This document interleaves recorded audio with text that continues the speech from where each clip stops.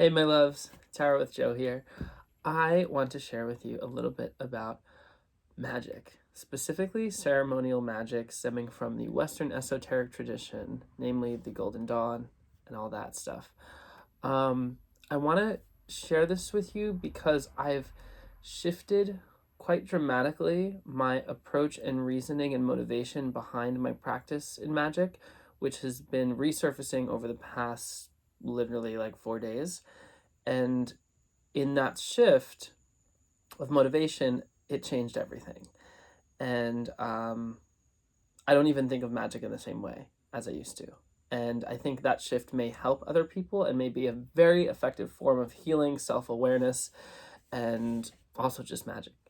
Okay, so first, I want to give you a quick, brief history of my relationship with magic. So, 10-year-old Joey walking into elementary school with all of his witchy ass books. I had a bunch of shit. I mean, like, who doesn't want superpowers when you're like 10 years old, right?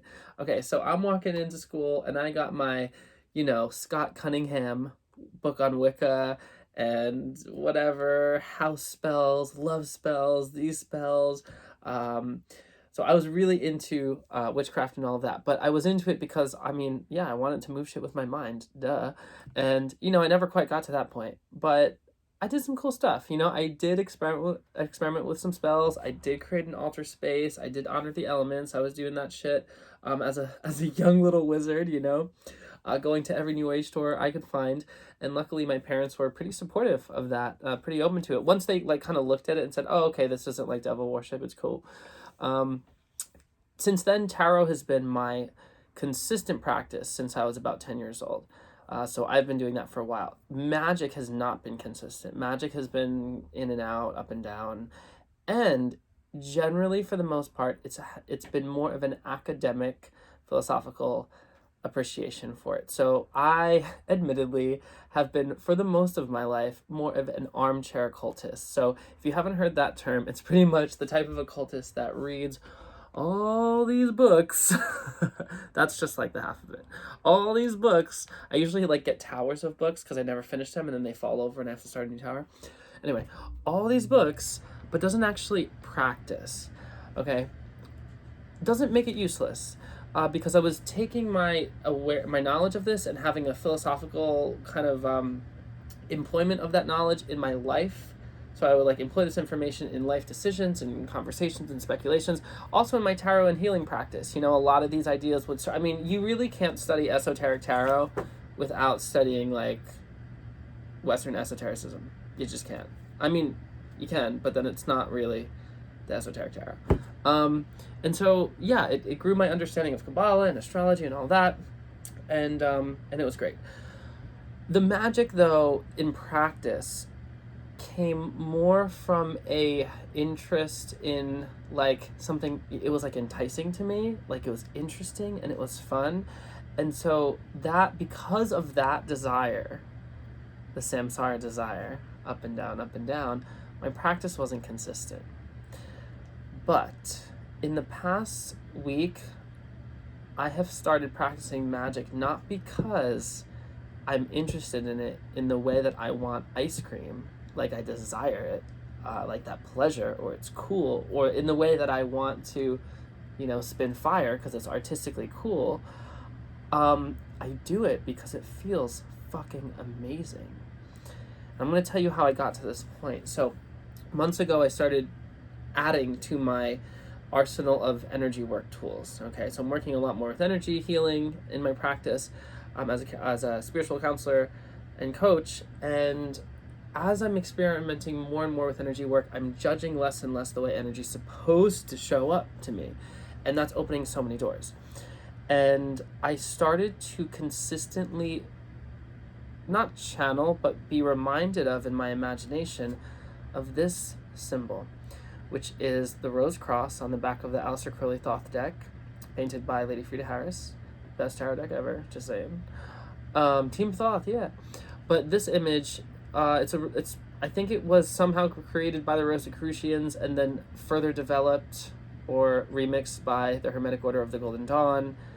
But it's pretty much a symbol of the universe, God, consciousness, and it's a cube of space. So it's actually a cube that has unfolded into its 6 sides, and within these 6 sides represents the 4 elements, and then spirit, and then we have the 22 petals here of the 22 Hebrew letters, the 3 mothers, the 7 doubles, the 12 singles, all that, and then there's an even smaller cross here that has a 5-petaled flower, which is like the 5 wounds of Christ and the number of humanity and our link and being the bridge between above and below and spirit. And then there's a small little white dot that you actually can't see in this image that is like Keter, or the Godhead, or anyway.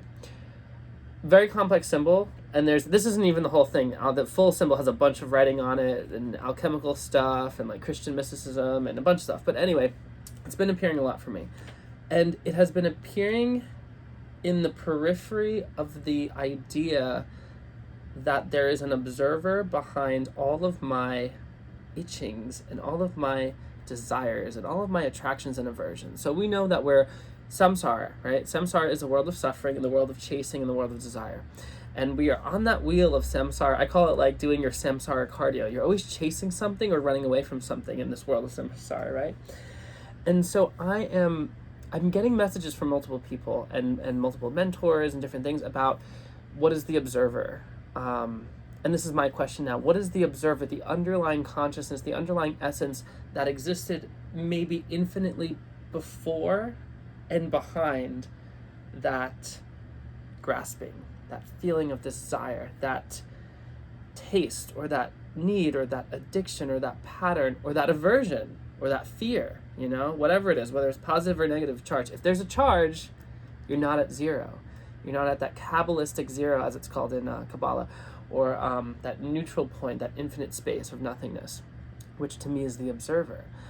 So that idea, which is kind of getting me in touch with these subtle essences behind my lower self wants and needs, combined with the idea of the rose cross as an image of the universe stemming out of that place, out of that infinite nothingness, has brought me to consider something called the lesser banishing ritual of the pentagram.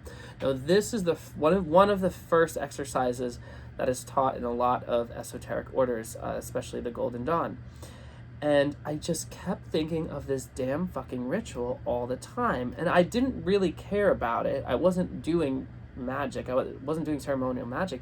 But I just kept thinking about the ritual and how it involves 4 archangels and the number 4 and like pentagram and the number 5 and then the 6th-rayed star, number 6, which are all connected in this symbol as well. And then I was like, all right, I need to do something about this. I keep getting this thought. So I had the thought, damn, I really want to work with angels.